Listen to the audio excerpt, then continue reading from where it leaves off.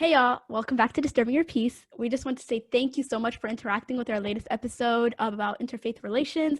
We learned a lot about Shiism, and we really appreciated all the support and feedback we got. We felt like it was very beneficial, so thank you all for that.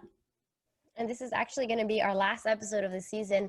I know it doesn't really feel like it, but we've actually done 10 whole episodes so far. So if you missed any and you're like, this can't be 10, I only listened to 4. Please make sure to go listen to the rest of all of our episodes on all streaming platforms that we're on. And now that the school and work year is in full effect, we're going to be taking a little bit of time for ourselves, as well as taking a little bit of time to get ready for the next upcoming season, so you could be excited for that. We really want to take this time to say thank you so much for coming this far with us. We're going to be looking for some feedback on what worked and what needs work. So please be sure to hit us up on Instagram and Twitter at DisturbingYP. We really want to, always be progressing, always be improving, and connecting with all of you all. In the meantime, our lovely friend and co-host Ahlam is going to continue hosting the amazing podcast Nagnol Radio with Yasmin. If you didn't know, you know. Please be sure to give some love to Nagnol Radio. Period. Yeah, thank you all so much for all the love. Thank you. Yes, so we really enjoyed the season. We're super excited for season 2. If you also want to give us topics for the next season, like feel free to message us on Twitter, Instagram, DisturbingYP, or email us at disturbingyourpeace1@gmail.com. So yeah, feel free to let us know what you want us to see in the second season. So yeah, we are back with another banger. Today we're going to be talking about religion, a really hot topic, a really scary topic for a lot of people. And then the angle we're going to be kind of talking about is like, actually pause, we're all Muslim. So me, Zaytun, and Sundus identify as Muslim. And we're going to be talking about our journey to becoming practicing Muslims. And for some reason, a lot of people believe that Muslims just wake up religious and that we don't have a struggle and a battle with our faith. Wake up call, we actually do. Sorry to break the fake stereotype. So today we're going to be talking about that. So that's what today's episode is about. Yes. And we're going to also be, like Ahlam said, talking about our own spiritual journey. So basically, we were all born Muslim. We're Somali, and it's predominantly Muslim, even though there's non-Somali Muslims. Sorry to break it to you guys, because I know a lot of Somalis get angry when people say that. Anyways, so basically for me, growing up, I questioned religion all the time, like as early as like first grade. I don't know if you guys remember. Do you guys remember when there was this picture going around, and it was a girl. She threw the kitab on the ground, or the Quran on the ground, and people were like, "Oh my God, she became did she become a dog?" They were like, for disrespect. Yeah, like it was like a disgusting thing. Yeah, she became just basically this creature because she disrespected the Quran, and I remember seeing it, and everyone believed it, including my parents. So I was like, these Muslims are so dumb. I'm not a part of this. Literally, I don't even think I was in first grade. I think I was like in maybe kindergarten. And then I was like, what? Do they really believe this? And then my cousin did a little digging, and shows like it's actually from an art museum, and it's an piece of art. And I was like, and these Muslims believed it? And I was like, yo, I literally went to my mom, and mom's like, everything is possible. If God made it, if God willing, it will happen. And I was like, what? You guys are actually dumb. So that's what I associated with Islam. And then I went to public school for like kindergarten, first grade. So in first grade, my teacher was talking about something, and I was like, Muslims don't believe in that. And it was a lie. I didn't know what she was talking about. And I was like, yeah, we don't believe in that, just because I didn't know the context of whatever she was talking about. It was like science or something. And then she goes, it's not religion, it's science. You have to believe in science. And at that very moment, I was like, whoa, okay, science is more legit. This is fact, and this is what I believe in. And then basically I started going to Islamic school, Hope Academy, shout out Hope Academy, in second grade. And they, like, the teachers there, mashallah, they were so great. And I feel like they gave me a great understanding of Islam and what it means to be a Muslim.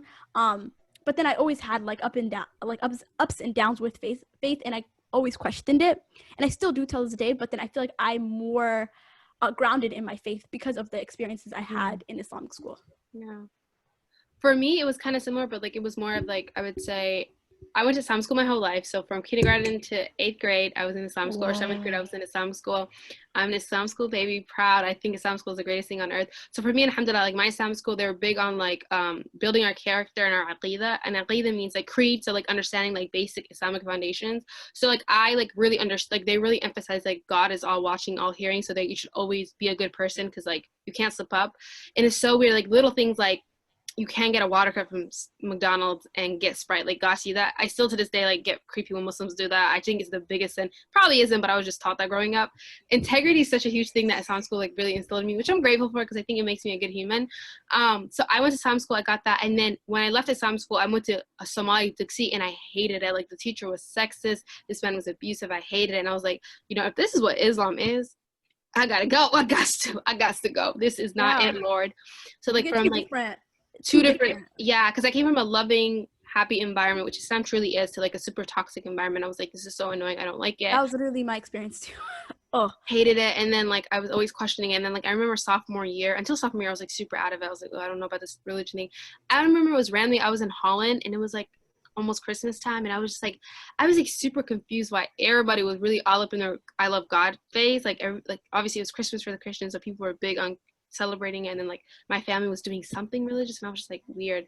And then I came back, and then my Quran teacher we had a conversation, and like whatever he said like really like I don't remember what it was, but I remember it like made me realize that like I'm really dumb for questioning God, because like I think it was something along the lines of like, you know, like you get this iPhone, and if you don't believe in God, I ain't judging you, I'm just talking about my experience.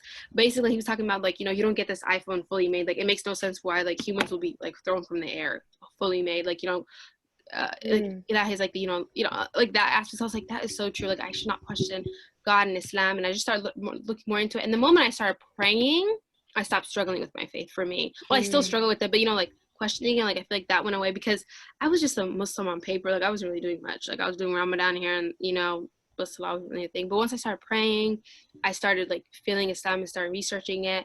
I felt more content with it, and I think because I did that research and stuff like that, I am every sexist sheikh's biggest fear. Like as an Islamic school child, plus my research, plus talking to sheikhs about and building up my aqidah, I kind of know my ish. And I will be annoying. You're not going to tell me it sounds sexist, because the only reason why I almost left it because of that. So I will not let you do that to me again. So yeah. They tell me what's your experience. I was born and raised in Ifa, big ups Kenya. Not really, I hate them. Kenyan government, any government. But anyways, so because I was born and raised in a refugee camp in Kenya, we had like alwah, like we were like writing on wood with like the what is it called, the ink. So we were like writing on wood on the wood and all this. Like I remember going to Dixie since I was like a little kid, since I was like 3 or 4 or something like that, up until I was like 7 years old, and then we moved here. But I didn't know like I knew. I think I almost finished like just Hamba by the time I was like 6 or 7 or something like that, and then we moved here. But then, you know, like I was just a little kid. I was just like just absorbing everything. It just was fun to me. I wasn't really like taking it seriously, like this is religious, this is not religious, or anything like that. Funny enough, when I was like 4 or 5, I actually thought I think his name was Hassan, my Dixie teacher, was Allah. I knew you were gonna say that. At least not a man. I'm not gonna say what I thought because it was worse. I don't know why he was talking about Allah. I said, "Is that your nickname?" Like I don't know. I didn't know the difference. He's speaking third person. I was like, "Why are you speaking in third person? Like, why are you talking about yourself like that?" It's just because I really liked him, and I think because he was just such a nice person. I was like one of the only people that didn't like get like disciplined or anything like that, because I was just there to learn. I was just there. I was like, "This is fun, bro. I like this game." So when he was like speaking positively about Allah, I thought he was speaking about himself, because I like saw those traits in him, you know. So I moved here. I forgot a lot. I don't know why, because I think I like the first couple of years I was like learning English, and that's like I like forgot even like Somali and stuff like that. So because of that, I like had to like start over again, and then I had to like keep going from there. And then another thing is that like because I was only around Muslims. I was born around Muslims. I was raised around Muslims. Coming here and like seeing non-Muslims, seeing like women not wearing hijab, I was like, what is this land? Like, I don't know what's going on. I don't like it here. something's off, you know? So I just really felt unfamiliar. And then after I like started growing, I think 9 to 10 or 9 to 11 was my tumultuous years. That was my Shaitan era, to be honest. That was when I was like, I wasn't an atheist, but I was like questioning everything my parents said. I was always back talking. And that, like, it was the same thing with Islam, I think, where it's like, because I was just like taught to accept everything as opposed to question everything that I was learning about the faith, that became my time to question, but also to kind of like a bit of rebellion and a bit of like, I just didn't understand it. And I don't think I could like carry all of that with me at the time, especially when there's such strong like anti-Islam and Islamophobic rhetoric so highly present post 9/11. And as like a little refugee kid, like I was like, my nigga, I just like started speaking English last year, like relax. Like, I don't know, you're calling me terrorist. I don't know what that means. I don't know. I haven't learned that word yet. I'm still in ESL. They don't teach that us there, you know? Big words. So, big words, big words. I don't know what you're telling me. But yeah, and then, so I think like what I was learning at school and then what I was like learning at home was so different that it was just kind of clashing. And I think it's the same thing. It's like I think prayer and like Ramadan, like I started when I was like 10 or something like that. I started like fasting for fun, like because you're required to, if you don't know that. Sometimes I forget we have like non-Muslim listeners, so you're not required to. I was just doing it for fun and to practice. And I think like Ramadan gives you such like such peace and like time to reflect on who you are, like what the faith means to you and like what's your relationship with Allah. So I think like prayer and fasting, and that's why they are like two major pillars in Islam. I think that's really what saved me from atheism. Yeah, I also think you said a great point. I think growing up as a post 9/11 Muslim baby in America, like you're kind of forced to figure out what's your relationship with Islam early on because you're constantly being asked. Because I went to Islam school my whole life, I honestly I'm so grateful because I didn't really face Islamophobia. Like I didn't even know Islamophobia was going on. I feel really dumb, but like I honestly thought the world loved me because I was around Muslims all the time. And like, and then like when I went to public school for the first time, which was, I'm sorry, as an Islamic school kid, like I have pride. As you know, like Islamic school kids hate public school. I don't know what it is. I was really disturbed. I was disgusted. It was law. But they would constantly ask me questions and I did not know what to say. Like, they're like, why do you wear the hijab? And I was like, I don't know. You don't put this on? Like, why do you pray? I didn't know all these questions. So I think once I was able to start understanding the hikmah and why, I just said a Arabic word. I'm sorry, guys. Wisdom.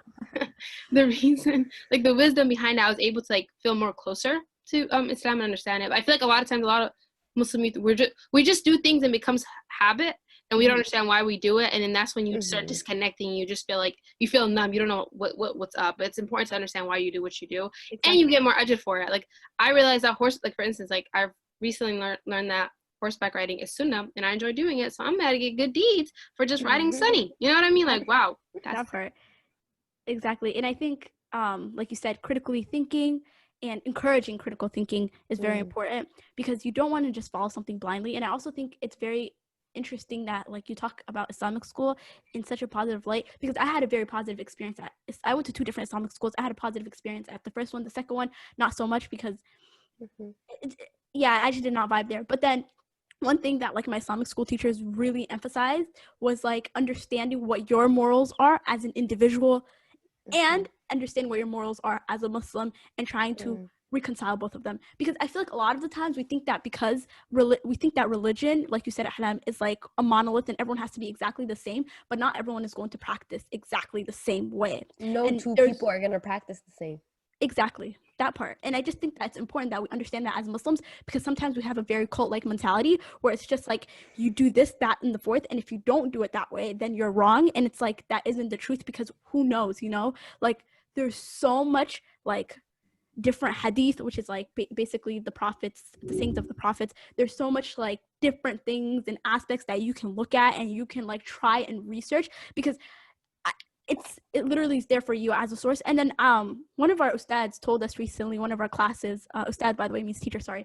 So one of our teachers recently told us in our classes, shout out to him, he basically was talking about how we make it hard for ourselves when it shouldn't be. I feel like a lot of people when they think about religion, they think about something that's so like that's all consuming and that's like super like rigorous and like holds you back from things, but it's like everything's halal until proven haram, which basically means you can do anything until you can disprove it to be haram. So that's one thing that I live by, and it makes it so much easier for me as a Muslim, and I'm pretty sure you guys could all relate to that. Yeah, there's Definitely. like no one. For me, I think it's like, considering we live in like a non-Islamic society, Mhm. I think like when I was like younger, I wasn't really thinking so much about like all the little aspects of like, what do I do like that's considered normal or considered accepted in American society, but it actually doesn't like, it isn't actually in the Quran and is, you know, actually goes against there. Or like, what do I do that comes naturally to me that doesn't like coincide with what is normal in American culture, you know? So I think it's, being Islamic in the West has its own challenges and in and of itself. And I really liked how you mentioned about you know, Ahram was talking about like people thinking Muslim people being a monolith, and Sundas mentioned about our individual experiences and our individual relationship with Allah. Because at the end of the day, it's not what my mom's relationship with Allah is that's going to take me to Jannah. It's my relationship, you know. So I really want to know like how do you guys feel about that relationship, about what you believe to be true versus what like organized religion says is true, versus like, you know, like what do like Muslims say versus like what do I believe as a Muslim? Like, what disturbs your peace about Muslims basically? For me, okay, so like I loved what you guys both said. Muhammad Qilan, Dr. Muhammad Qilan, who's like a famous Muslim like expert podcaster, he said something beautiful, which he said like every Muslim and every person has acts of good deed or acts of faith that's easier for them. So for instance, somebody is so easy for them to read the Quran, they can spend the whole day reading Quran, and that's how they get their good deeds. Quran, by the way, is the holy book Muslims like the Bible, our version of the Bible, I guess. And for some people it's prayer, some people it's zakat. Like everybody has Ramadan. Like I even heard that, I hate the term Ramadan Muslim because I'm like, it's so beautiful if somebody can commit a whole month to their religion and they're a quote unquote Ramadan Muslim. You know, that's the act that Allah makes it easier for them. So you guys are right. Like nobody has the same experience, and not everybody. The hijab might be easy for me and it might be hell for another sister. You know what I mean? What really disturbs my peace and something that like The really, other sister is me. Sorry. what really disturbs my peace is how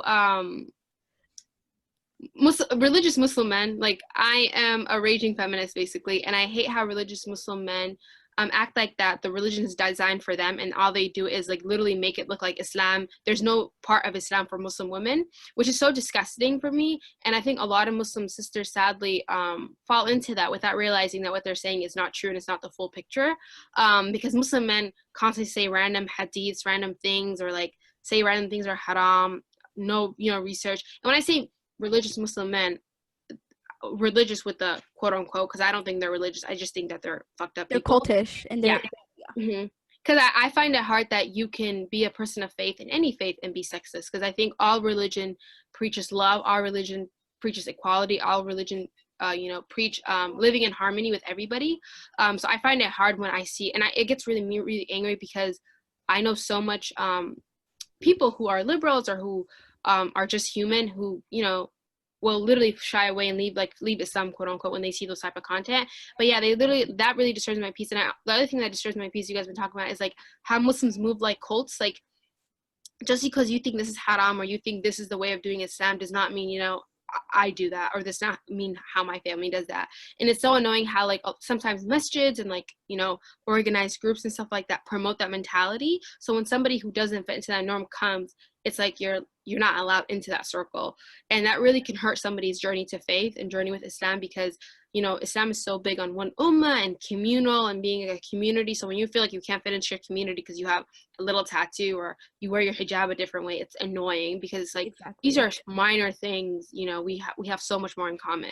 Exactly. And like exactly like what Halam said, the biggest thing that disturbs my peace about organized religion in general is the cultish mentality that many Muslims and like other people who are part of organized religion possess. It's like they feel like God left them in charge and they're here just to tell everybody that they're wrong, to rebuke them, and they're not really there to like actually, to guide people. Like you want your actions to speak for you, right?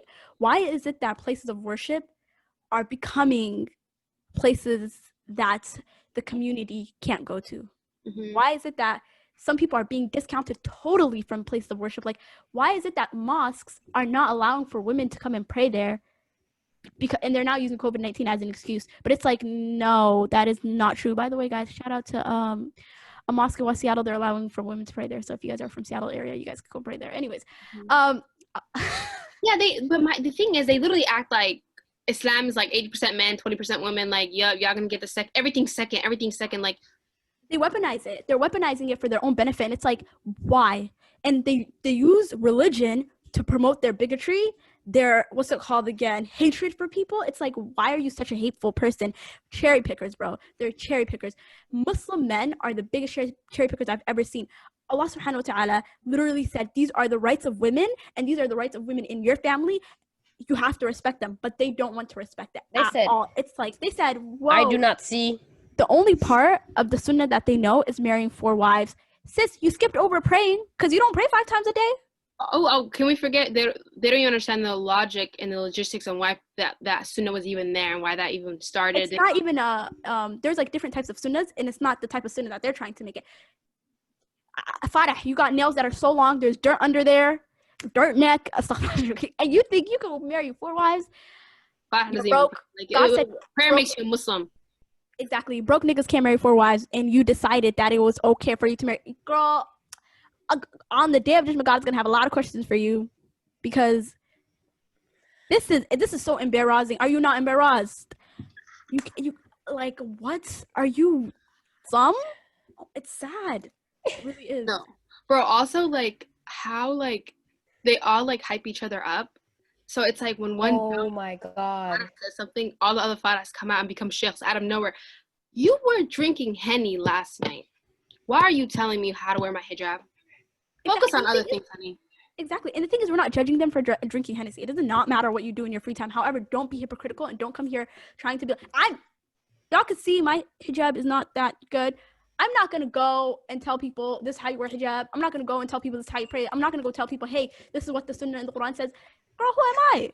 Yeah. Nigga, grow a beard, first of all. Anyways, no, I'm kidding. But no, since this really came for their necks, and that's slightly manslaughter. But no, like, she didn't tell a single lie. Well, like, they just pissed me off. They fucking pissed me off. I'm sorry to curse. Not all men. Not all men. I don't care. All of them. Patriarchy emboldens some men, and then they use they weaponize Islam to think that like those things are not only okay, but that they're justified and that those are righteous acts, and that's literally not the way it is. When I remember me and Sundas when we went to go pray at that mosque, and it's like, nah, women can't pray. Oh, yeah. The women's side's not open. Why? Oh yeah, it was really. We all had to pray in that halal store. Shout out to the women that were there, because it was women who provided us prayer mats. Mm-hmm. Or you know what also really disturbs my peace? Pick-me's. So I define pick-me's as Muslim women or Christian women or women of any type who sadly fall into patriarchy, who think that promoting patriarchy is going to get a man to follow them back or to, to meet their needs. Their dream is to be the first wife. Sister, let me break it to you. He's not to be the fourth. They don't give a fuck. I mean, aspirations to be the fourth, they don't really care. Sorry, I cut. Let me break it to you, sister. Being a pick-me is not going to really get him to follow you back. He's not going to DM you back. He might like your tweet. Stop being a pick-me. You're harming yourself more than you know. Like, it just really gets me, because I'm like, I'm out here fighting for your rights. I'm out here trying to fight for a better future for you, for your daughter, for your great-granddaughter. And you out here defending the oppressor. Like, are you good, my guy? Like, are you? And it's so annoying, because sometimes in a lot of Muslim communities, people who are fighting for justice, people who are fighting for the rights of women are the minority, and they look crazy. And it's like, we're not crazy. What we're saying is not crazy. And I also say, I see this in so much Muslim spaces. And I can say this because I'm Muslim and I can judge my community, but until things become normal or like, modernized, like Black Lives Matter, Muslim communities do not talk about it.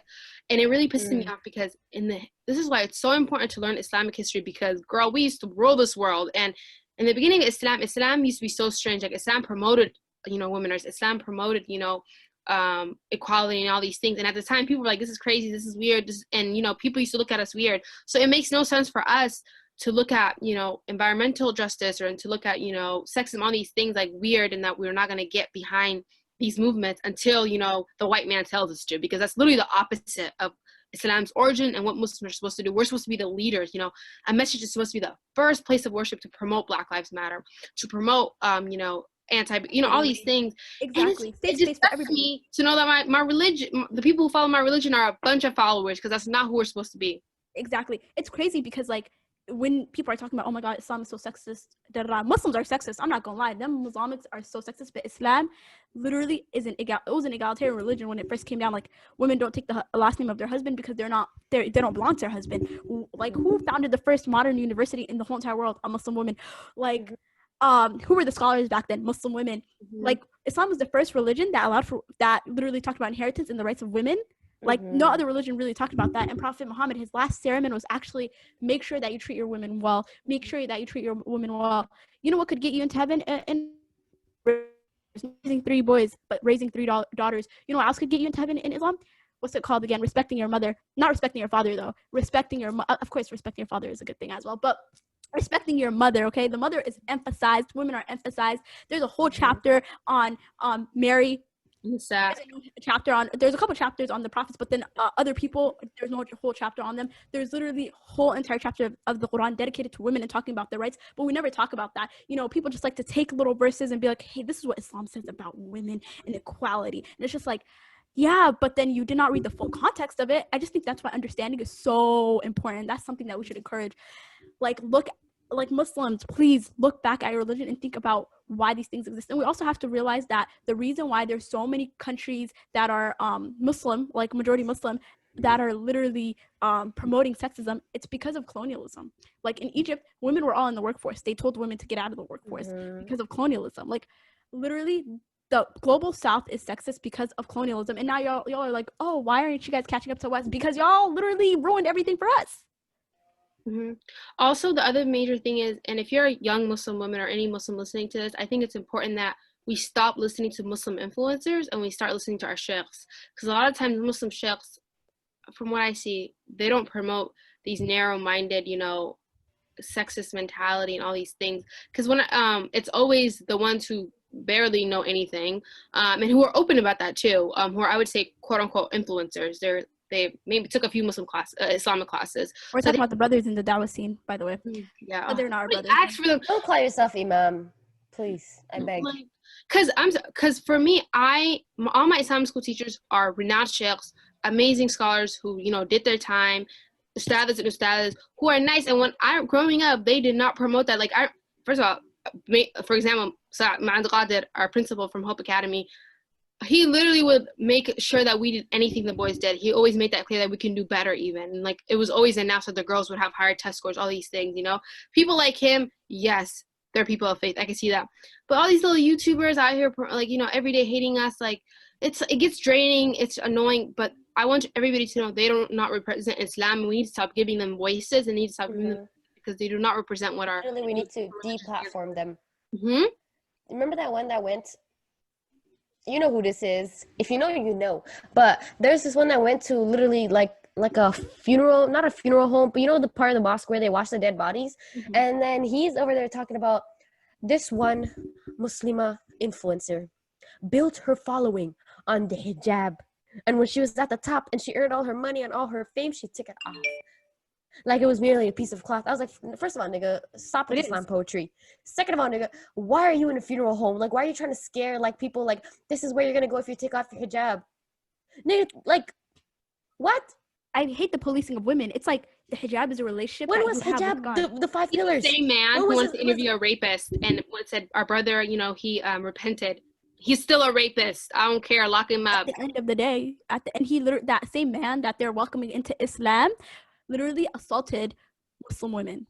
So it's like, that's how much you really hate Muslim women, that you would go and literally interview someone who's an assaulter and say that you're forgiven because you... And a rapist. Also, can we all talk about what the rule of law for rape in Islam is? That's death, honey. And I agree with that, period. That's the actual true law. We need to adopt. Come outside.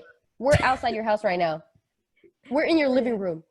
But like, I just really hate, like, why do you think you can police Muslim women? Like, someone said, Allah did not leave you in charge. That Stop part. acting like you like the judge, the jury, and the executioner. Like, who the fuck are you? Bro, they Listen. think there's a prejudgment day going on here. And I'm like, nobody asked for that, bro. We're all waiting for the real one. We don't want the fake one. Leave us alone. They're literally Every day is Yom Qiyamah. but literally, it's so sad. It's like you guys literally have no life. Like at the end of the day, The worst part is like Ahlam is saying, it's always pick me's, because I checked the funeral home video, the mortuary. I checked the comments. It's literally the like to dislike ratio is like nothing. Like there's like hardly any dislikes. It's crazy. Everyone in the comments is like praising this man as if he has done something like he saved the nation or something, and all he's doing is bashing women. exactly. So it just becomes like, what's the English word? I'm still learning English. Where it's like a tunnel of like everything you're saying you agree with. It's Like you and the people around you all agree with the same things, and it's like you don't branch out. You don't question your faith. You don't question why things are the way that they are. Why are people telling you like the things that they tell you? And it's just, if you just passively accept, I don't know if you can, like, if you're passively accepting religion, are you really practicing? exactly. Are you really like your relationship with Allah, is it the strongest that it can be, really? Exactly. I feel like questioning it really does make it stronger. Really, you become stronger in your religion because like you get rid of your doubts. I don't understand how people could be born into a religion and then like never question it and just say, hey, like this is exactly what I'm going to follow forever. Actually, if there's people like that, mashallah to you. But then at the same time, I think it's very important that we start critically thinking. Sorry, English is like my fifth language. But yeah. Am I wrong? But isn't in Islam, like when you hit your puberty, you basically have the choice to accept it or not? Like you have to, it's your duty to research it and figure out if this is for me or not. I might be wrong, but I heard that from somewhere. I don't know if it's Christian, but I don't know. I read that, and I think it's important. Like it may. I don't know. Like born and raised into this religion, I think it's important for me to like evaluate my relationship with it, how I'm doing with it. You know what I mean? How is it doing with me? Am I actually being truth to it? You know what I mean? I think it's important. And I think Islam does that a lot. That's why we have Ramadan. That's why we have like, different days of fasting to, to renew our intentions, to renew, Wagwan. What are we doing with it? Yeah. Israel is really all about intentions. But the hardest thing is like, perhaps these people think that this is the best of their intentions, May Allah subhanahu wa ta'ala guide them. Yeah. For real. That's the only thing we can do is really make dua for them. But something else that really, really annoys me, that grinds my gears, is ex-Muslims. Muslims annoy me, and so do ex-Muslims. I think it's interesting, though. I feel like people should be able to talk about their grievances with Islam without being, like, attacked. But I think sometimes it becomes very Islamophobic. And a lot of the times there's, like Islamophobic groups that are pushing that agenda. It's, like, very... Yep. And it's, like, I kind of think, like, move on, sort of. Like, there's people that build their identities around it. But... that's a touchy topic for me. I don't know. No, think about it. Okay, I was born in Kenya, right? I came here. I don't have any more Kenyan citizenship. I have American citizenship. Am I going to talk about how I'm ex-Kenyan for the rest of my life? No. I'm going to just talk about my blue passport. I'm American. Yeah, gang, Like, I feel like there is a period of time where, like, I have, like, this mentor who's, like, a Christian now. But her identity isn't ex-Muslim. Her identity is what she is now. It's her present, she's not holding on to that past, no matter, like, for her, I think it was really painful past with her family and like all this stuff that she went through, but she doesn't carry that burden and burden others, because a lot of the times I saw like some weird incels on Twitter that like, this guy even had a whole YouTube channel as well, where he just basically like takes hadiths and he twists and like contorts them into fitting his like Islamophobic viewpoints. And it's like, why? It could become dangerous because like the Islamophobic rhetoric is very strong in like the West. But I think there's like a fine line. I feel like sometimes like Muslims get too caught up into that, and they're like, trying to like go after them and stuff, and like sometimes it becomes dangerous for their life, in my opinion. And I just think that as a Muslim, I don't like really pay attention to it, and like sometimes I don't really mind. Like if someone starts talking about their experience with Islam, sometimes it might be about like their toxic family or their experience. And I completely understand. I understand that. You know what I mean? And I think that's valid. Yeah, but my issue is, okay, so I get religious abuses comment. It's really horrible, but you need to differentiate what your family or what your culture promotes is not Islam. Yeah, that's when it becomes exactly. because they just like hashtag Islam, they say Islam, but I'm like, everything your family doing is not Islam, and that's one basic Google search. One basic Exactly. Google search can tell you that. So Exactly. that's what pisses me off, because I'm like, yeah, you're an ex-Muslim. You're honestly just gonna say you're an ex-Pakistani because you hate everything in a Pakistani, Somali, whatever culture. And I'm not coming at their culture. I'm coming more of a cult. It's sad because a lot of times, like, some of these people come from the global south, and a lot of the aspects that they hate of their culture, again, is from colonization. So it's like a weird, twisty, topic. But I'm like, it's what you're saying is your culture, because I, as a Muslim, don't see that in my religion. Exactly. And the reason they left was because they couldn't differentiate that culture from Islam. So yeah. But what would you guys say is what preserves your peace about spirituality and religiosity? I would say the thing that really preserves my peace is how Islam is so big on just, and I said kind of in the before, but Islam was one of the first religions to talk about equality, to talk about, women, to give women rights, and just like the stories of the Prophet and how he was, I think the Prophet, and he is like the best of character, like just the stories you hear and how he like led and how he like treated his family, his loved ones, like it's like really touching, and also just overall Islamic history, I'd say. So that really preserves my peace, because like although I hate Muslims sometimes and they really get on my nerves, I'm like, it's annoying. I get really it's learning I know my faith is always strong and it's amazing, and the aspect of justice is important, also like how Islam promotes integrity. I don't know, I feel like for me that's an aspect of Islam I really hold close to my heart, because I feel like integrity is so big, and you always have to be the good person because God is always watching.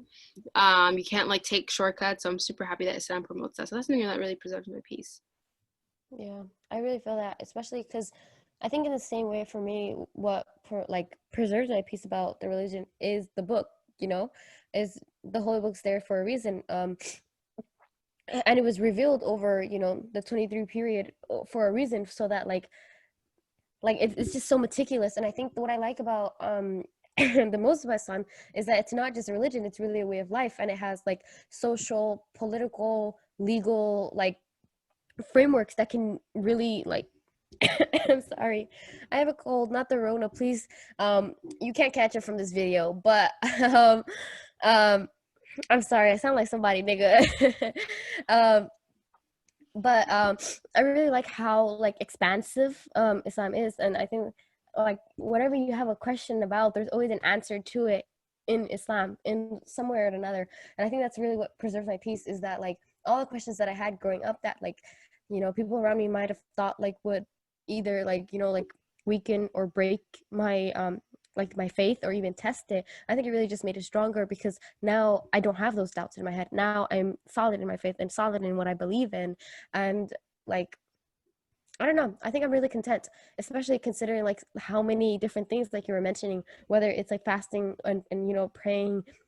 I don't know, do other religions do this where it's like checking in with Allah 5 times a day, every single day, having a whole month where you forego like food and drink and sin, so that you have the reflective period. I just think Islam is so perfect. Like everything's there for a reason, really. Exactly. Also, a lot of things that become like, I'm sorry, I'm gonna show off of this, but a lot of things that become like modernized, Islam been on the wave. So like being a minimal, like that's already big on Islam. Like sustainability, that's big on Islam. Like caring about the environment, like all these things that like that are coming to terms now, like Islam like been promoting it. So I always like even the Rona, like washing your hands, cleaning yourself is so big on Islam, you know what I mean? Like we're hygienic. Or even when you're sick, when you're sick and and you don't quarantining is literally in the book. Yeah, there's literally a hadith for every single aspect of life. I think that's very interesting. And like that's literally, like you said, Islam is a way of life.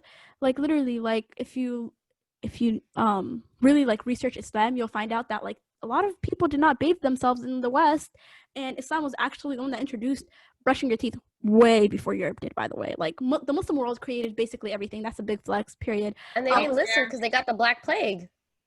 Them and them rats. Anyways, I'm not even trying to bash anybody. That's not what I'm here to do. I'm just kidding. But basically, like, I just don't like when people like try to discredit Islam in Muslims, right? So it's annoying. But what really like preserves my peace about religion is like I feel that it allows me to like disconnect from worldly things. Like sometimes I noticed that I would fall, like I usually, self-disclosure, sometimes I fall into like situational depression, anxiety, and I feel like I know that obviously, you know, it's not a cure for everybody, but like knowing that Allah subhanahu wa ta'ala is like always going to be there for me, like it allows me to like sort of detach from like, you know, material and like the worldly desires, and like knowing that my religion like promotes us to be good to our neighbors, to redistribute wealth, to be kind, to be gracious. Like every single chapter in the Quran starts with talking about like the mercy of Allah and how gracious Allah subhanahu wa ta'ala is. Like, you know, I feel like spirituality literally preserves my peace. Like I feel like I would kind of go crazy if I didn't have something that to fall back on, because I feel like to really ground you. Yeah, I feel like dinta or religion really does ground me. Last thing that really preserves my peace, I think that like it's kind of beautiful that like anywhere you go in the world, there's a masjid almost that you can always pray and you can feel at home and you have a relationship with God. I think it's beautiful. Like, you know, you'll go to, I remember I was in Barcelona and like my dad was struggling to find a masjid for Jum'ah. He found it, and like, you know, there's Muslim, you say Salaam alaikum and you're at home, and like it's the aspect of the one is so beautiful, and like you can go to any masjid in the world, you know, it's, we have our issues, we're racist, I get it, you know, we have a lot of shit to deal with, but it's kind of beautiful. Some of us, we're black. Yes, and I, you know, it's beautiful. I feel like the one aspect really makes me happy, like especially like whenever you are in the world and you see a Muslim and they're willing to like, you know, make sure that you're safe, and I think that unity that we have, we speak a billion languages, but we still share Assalamu alaikum, or we still share the Quran together. I think that's beautiful. We have like an unbreakable And we all bond. recite the same too. Yeah, exactly. Like we were literally, me and Zaytun were literally sitting in a random restaurant in Ghana, and we just hear adhan, or we would be adhan, by the way, is the Muslim call to prayer, or we would be like sleeping, and then we would hear like the adhan, and it was just so beautiful. Like everywhere we went, and like. And also, like, I think it comes to, I remember in South Africa when I was like, me and my friends were walking around, and I guess the road we're walking around is not safe. People snatch up your stuff. And this Muslim guy, like, comes in, he's like, sorry, sisters, I don't want to, like, disturb you guys or anything, but please, like, he just, like, gave us the 411. It was just because we're Muslim, we had the hijab on. It's nice. It comes with its perks, I think, the whole, like, we're Muslim thing. It comes in clutch. Yeah. Except for the Islamophobia, that's the only hard part, but it's all good because we believe in God. Yeah. Big ups, Allah. Thank you guys so much for listening to another episode of Disturbing Your Peace. Once again, we'd like to remind you that this is our 10th episode and our last episode of the season. We hope you really enjoyed it. Please let us know what you think on Disturbing YP on Instagram and on Twitter. And you can find us on YouTube as well at Disturbing Your Peace. Yay! And quick disclaimer, we're not saying that everything we said was 100% correct. We're not Muslim scholars, so we just want to say that. I know. Yeah, we're just saying from our experience, do not troll us, do not come at us. This is how we view Islam. You got a problem with that? Take it up with God. I'm screaming. But also, I think that's a bit, yeah, it's our own spiritual journey, but unlike our little social media influencer Muslims that try to tell you that this is what the things, like, this is how it is, we're really just here on, you know, continuing our journey and still learning. So please educate us and please let us know what you think. Bye. Bye.